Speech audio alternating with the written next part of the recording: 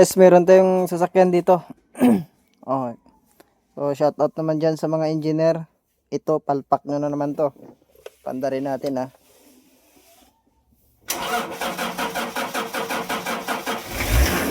Ayan, mandar.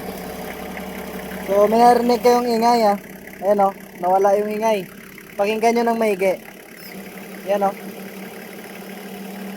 Pag inapakan ko yung clutch, nawawala yung ingay. Ayan o. Napakan ko yung clutch, nawala yung ingay. Pag binitawan ko, may ingay na naman. Ayan o.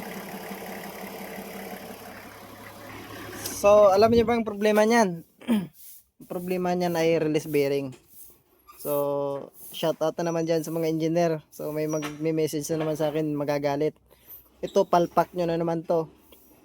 Kasi pwede nyo naman lagyan ng grease fittings yung release bearing para medyo tumagal yung mga release bearing. Para pag natuyo, pwede grasahan nang tumagal naman. O kaya, every service, gagrasahan yung release bearing. Pwede naman lagyan na kasi mga lumang modelo na mga sasakyan, meron namang grease fittings yung release bearing.